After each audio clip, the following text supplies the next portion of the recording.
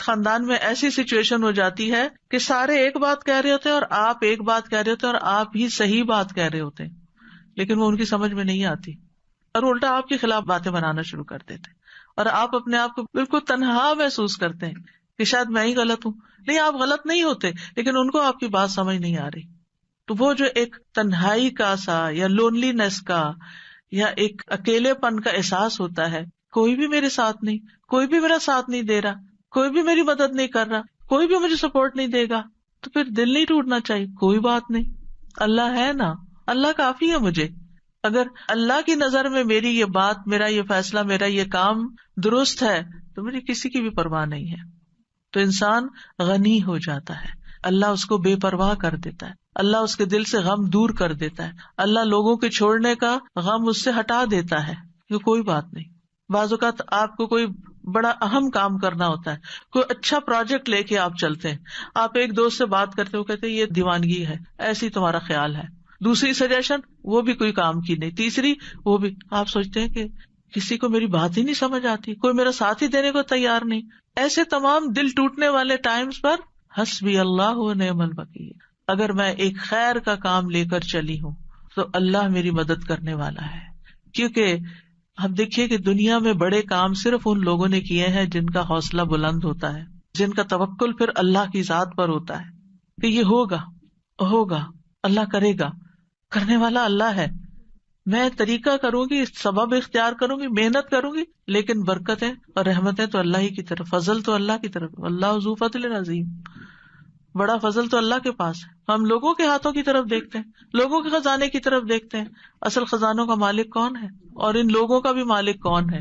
وہ بھی اللہ ہے. ان کے دل بھی اللہ کے ہاتھ میں، وہی انہیں توفیق دے گا تو خیر کے کام میں ساتھ دیں گے، نہیں تو نہیں دیں گے. تو کوئی بھی ایسا موقع جہاں آپ کے اپنے پیارے آپ کا ساتھ نہ دیں، وہاں بھی دل چھوٹا نہ کریں، وہاں بھی آپ کا دل نہیں ٹوٹنا چاہیے، کیونکہ اللہ آپ کے ساتھ ہے. تو فَإِن تَوَلَّوْا، اگر یہ منہ موڑ جائیں، آپ کا ساتھ نہ دیں، تو آپ حسبی اللہ کہیں، لا الہ الا ہو کہیں، علیہ توکلت کہیں، وہو رب العرش العظیم کہیں. ایک چھوٹی سی دعا کے اندر ہر پارٹ جو ہے اس کا بہت پاورفل ہے. یعنی اللہ مجھے کافی ہے، اللہ کے سوا کوئی معبود نہیں ہے، میرا بھروسہ اس پر ہے، مجھے اس کی مدد کا یقین ہے، میں اس کی طرف رجوع کرتا ہوں، وہ میری مدد کرے گا، وہ ساری مخلوق کا مالک، اور مخلوق میں سے سب سے عظیم ترین مخلوق کا بھی وہی رب ہے، وہی مالک ہے، وہی خالق ہے، تو میں اس کا سہارا لیتا ہوں. تو یہ ان مبارک دعاؤں میں سے ہے جن کے پڑھنے کا اللہ تعالیٰ نے خود نبی صلی اللہ علیہ وسلم کو قل کہہ کے حکم دیا. آپ کہیے، آپ پڑھیے، یہ آپ کو فائدہ ہوگا. ایسے تھوڑی کہ اللہ تعالیٰ کے پڑھیے اور پڑھتے ہوئے چھوڑ دیں اور پھر پرواہ نہ کرے، کیسے ہو سکتا ہے؟ جو چیز اللہ تعالیٰ نے خود سکھا دی اس سے بہتر کیا ہو سکتا ہے کہ یہ آپ کو فائدہ دے گا.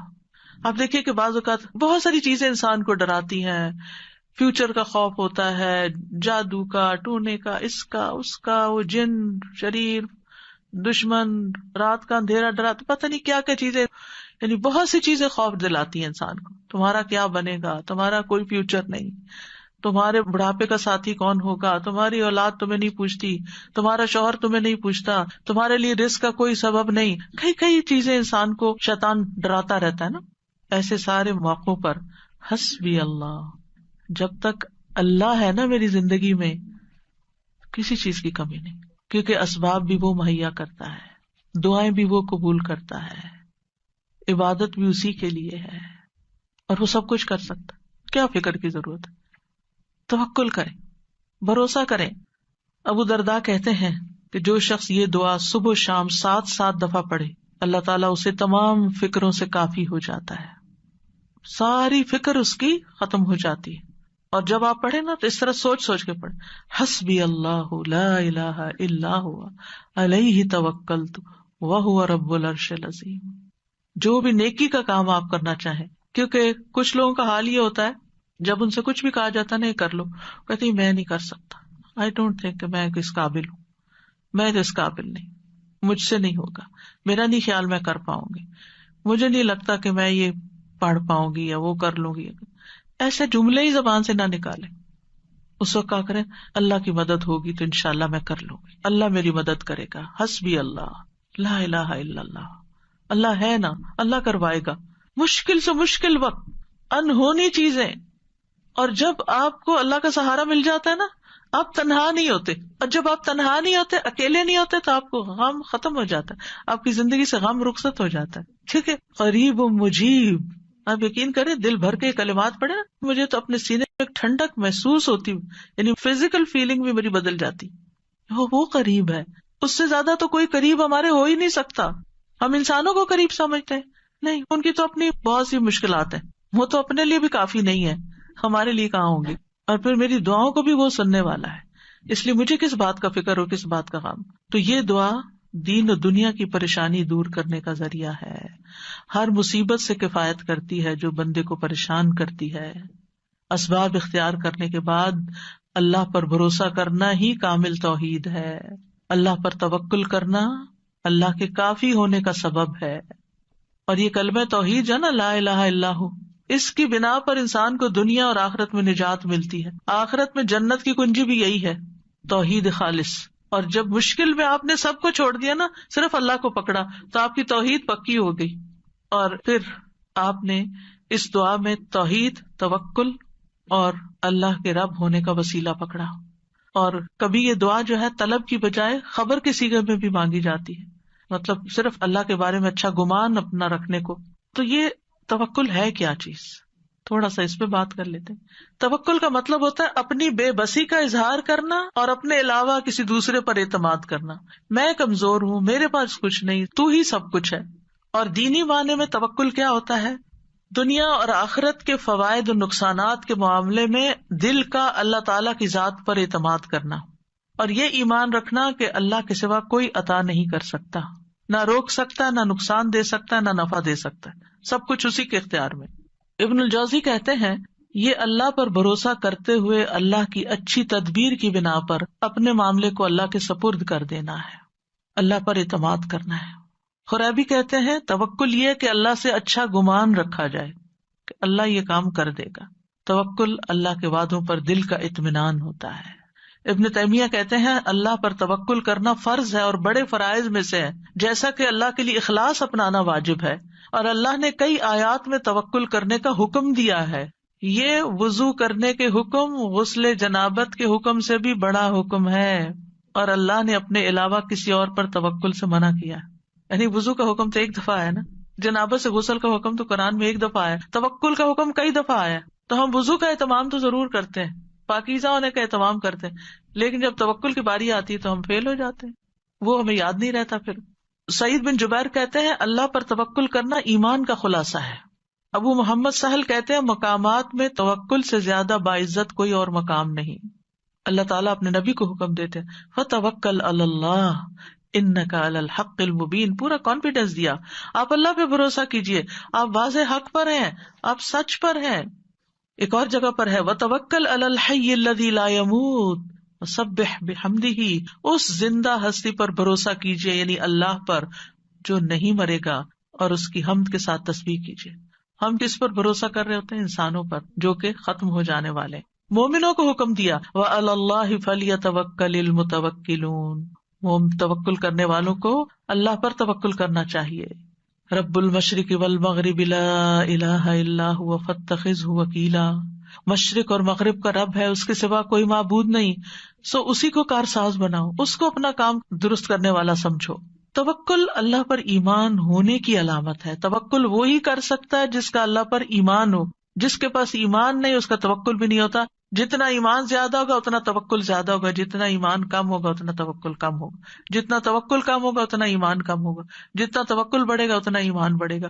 دونوں لازم ملزوم ساتھ ساتھ بڑھتے جاتے ہیں. یہ اسلام لانے کا تقاضا ہے.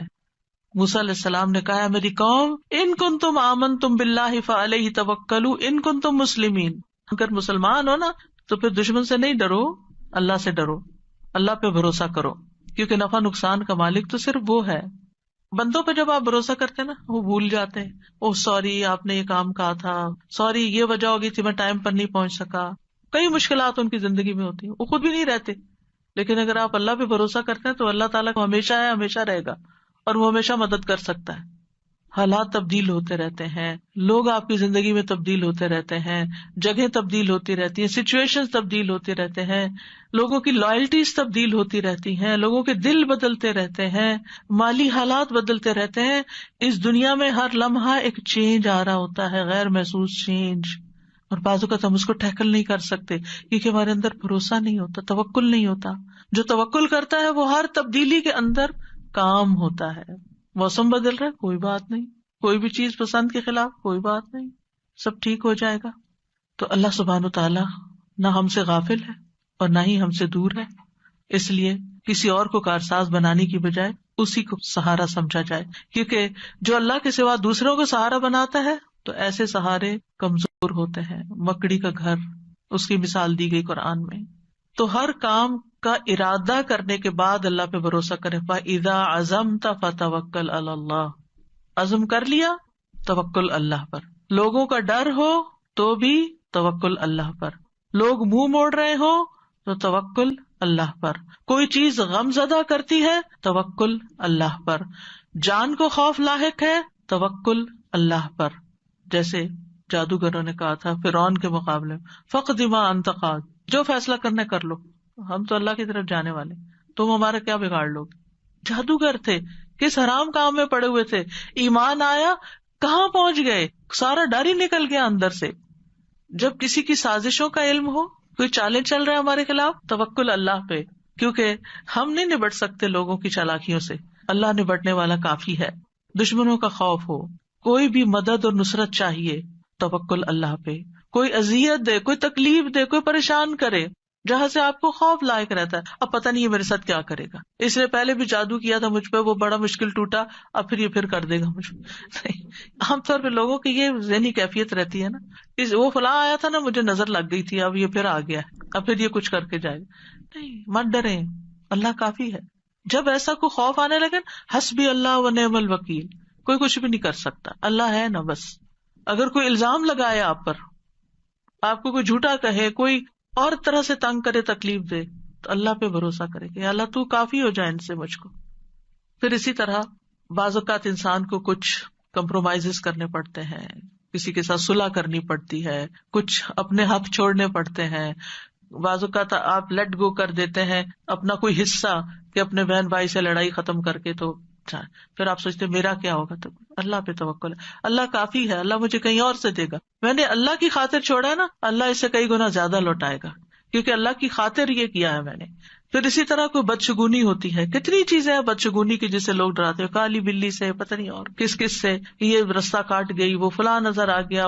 ان ساری بدشگونیوں کا مقابلہ بھی جہاں سپرسٹیشنز ہو، جہاں وہم، کیونکہ بعض لوگوں کو وہم ہی کھایا جاتا ہے، ہونا ہمانا کچھ نہیں ہوتا، یہ ان کا صرف خیال ہوتا ہے. یہ نہ ہو جائے، میں گھر سے نکلی ہوں گاڑی لے کر، پتہ نہیں کوئی ایکسیڈنٹ نہ ہو جائے، یہ جہاز پہ بیٹھنے لگی ہوں، پتہ نہیں اس کا کریش ہی نہ ہو جائے. یعنی کوئی نہ کوئی ایسی باتیں انسان کے دل میں شیطان ڈالتا رہتا ہے کہ جس سے وہ انجوائے کرنے کی بجائے اس سچویشن کو صرف خوف زدہ رہتا ہے.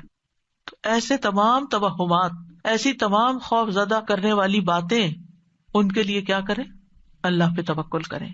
پھر اسی طرح آخری زمانے کے جو فتنے ہیں، دجال کا آنا ہے، ان سب مواقع پر بھی اللہ پر بھروسہ، اللہ کا دامن تھامے، اللہ کی طرف رجوع کریں. جب نبی صلی اللہ علیہ وسلم نے ایک موقع پر دجال کے بارے میں لوگوں کو آگاہ کیا تو آپ نے فرمایا کہ جب وہ یہ دعویٰ کرے گا نا کہ میں تمہارا رب ہوں، تو جو شخص یہ کہہ دے کہ تو ہمارا رب نہیں، ہمارا رب تو اللہ ہے، ہم اسی پہ توکل کرتے ہیں، اسی کی طرف رجوع کرتے ہیں، اور ہم تیرے شر سے اللہ کی پناہ میں آتے ہیں، تو اس کو اس پر تسلط حاصل نہیں ہوگا، وہ اس کو نہیں پکڑ سکے گا. اس وقت بھی ربنا اللہ علیہ توکلنا وإلیہ انبنا نعوذ باللہ من شرک، یہ اگر کوئی پڑھ لے گا تو دجال اس کا کچھ نہیں بگاڑ سکے گا. تو بہرحال جو لوگ اللہ پہ توکل کرتے ہیں، ایک طرف وہ شر سے بچ جاتے ہیں، دوسری طرف ان کو بہت سے فائدے بھی ہوتے ہیں، اللہ کی محبت ملتی ہے، کیونکہ ان اللہ یحب المتوکلین، اللہ توکل کرنے والوں سے محبت کرتا ہے، اللہ ان کو کافی ہو جاتا ہے. ومن یتوکل علی اللہ فہو حسبہ، جو اللہ پہ توکل کرے گا اللہ اسے کافی ہوگا. وتوکل علی اللہ وکفی باللہ وکیلا، اللہ پہ بھروسہ کریں، اللہ کافی ہے کارساز، پھر آپ کو اس کے سوا کسی کی مدد کی ضرورت بھی نہ رہے گی.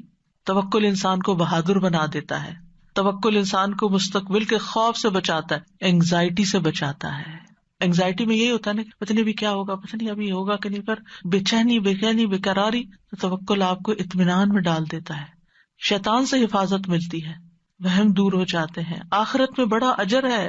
وَلَأَجْرُ الْآخِرَةِ أَكْبَرُ لَوْ كَانُوا يَعْلَمُونَ الَّذِينَ صَبَرُوا وَعَلَىٰ رَبِّهِمْ يَتَوَكَّلُونَ، اور آخرت کا اجر تو بہت بڑا ہے، کاش وہ جانتے ہوتے، جن لوگوں نے صبر کیا اور اپنے رب پر ہی بھروسہ کرتے ہیں، ان کے لیے آخرت میں بہت بڑا اجر ہے، کیونکہ انہوں نے ہر موقع پر اپنی توحید خالص کر لی، اللہ پہ بھروسہ کر لیا، اللہ پہ بھروسہ کر لیا، رزق کا معاملہ ہو، بیماری صحت کا معاملہ ہو، اولاد کا معاملہ ہو، انسانوں کا معاملہ ہو، لوگوں کی پھیلائی ہوئی افواہوں کا معاملہ، کچھ بھی ہو، اللہ کافی ہے مجھے۔ یعنی ایسے لوگ زندگی میں سب سے زیادہ پرسکون ہوتے ہیں جو اپنے معاملات اللہ کے سپرد کر دیتے ہیں۔ تو اس لیے کوئی بھی چیز جب آپ کے دل میں گھبراہٹ ذرا سی بھی ڈالے، فوراً پڑھے حسبنا اللہ و نعم الوکیل، یا حسبی اللہ و نعم الوکیل، حسبی اللہ لا الہ الا هو علیہ توکلت وہو رب العرش العظیم۔